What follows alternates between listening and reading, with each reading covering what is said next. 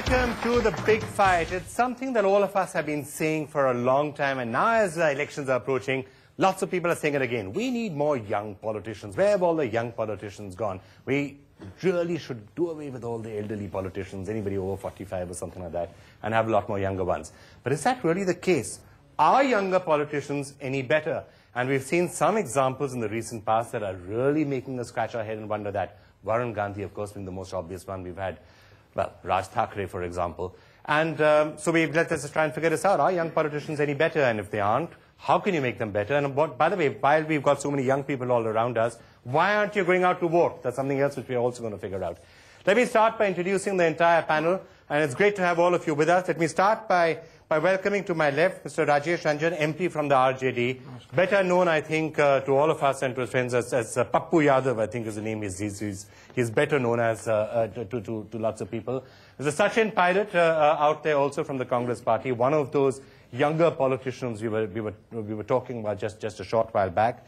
Jasmine Shah is there. He is the campaign coordinator for Jagore, which is, of course, trying to get people to go out and vote. Shaina NC is, again, one of the younger politicians from the Bharatiya Janata Party, so it's wonderful to have you with us. Thank you. And it's like generational switch, Mr. Kulkarni, if I can say that. Mr. Sudhindra Kulkarni is a veteran journalist, is one of the old guard at the BJP, and is today very, very influential in helping Mr. Advani plan his campaign. And we're going to be asking you whether Mr. Advani is going to be becoming the Prime Minister or not at some point.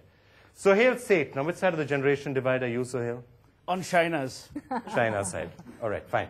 We will be hearing from Sohail as well. And it gives me great pleasure to welcome from Mumbai, Sirish Parker, joining us, spokesperson of the MNS. Thank you all so much for joining us. Shaina, you tell us, are younger politicians any better? Yes and no. Yes, because we have the energy, the enthusiasm, the optimism. No, because sometimes we lack the experience.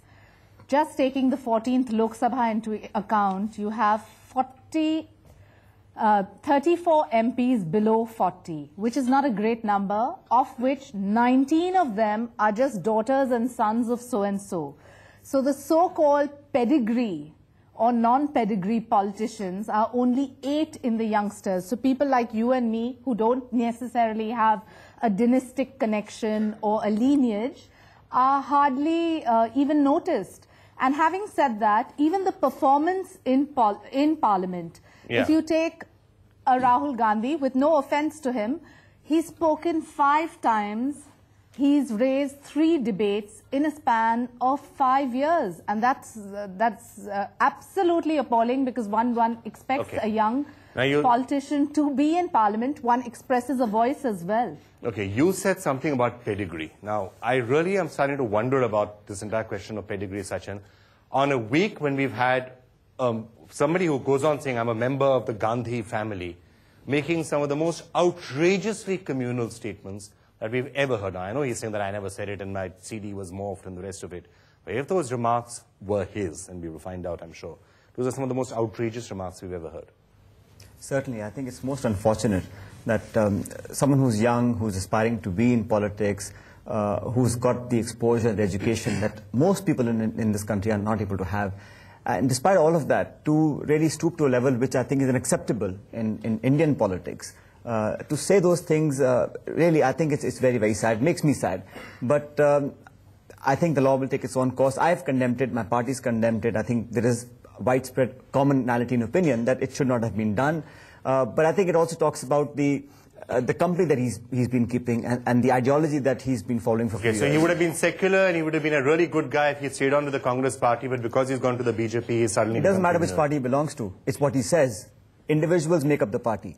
So if you stand for what you believe in, if you have the conviction and the courage to say the right thing, people will appreciate it, no matter which party you belong to. Mr. Kulkarni, have the remarks of this young politician really, in some way, I mean, it certainly got you on the back foot, the BJP is sounding embarrassed, or is this all, in a way, some sort of a method of raising the communal temperature just before the elections? Not at all. The BJP has dissociated itself with the contents of the CD. We do not approve of communal propaganda. Democracy should promote communal harmony, national unity and national integration. That's the kind of democracy that we should have.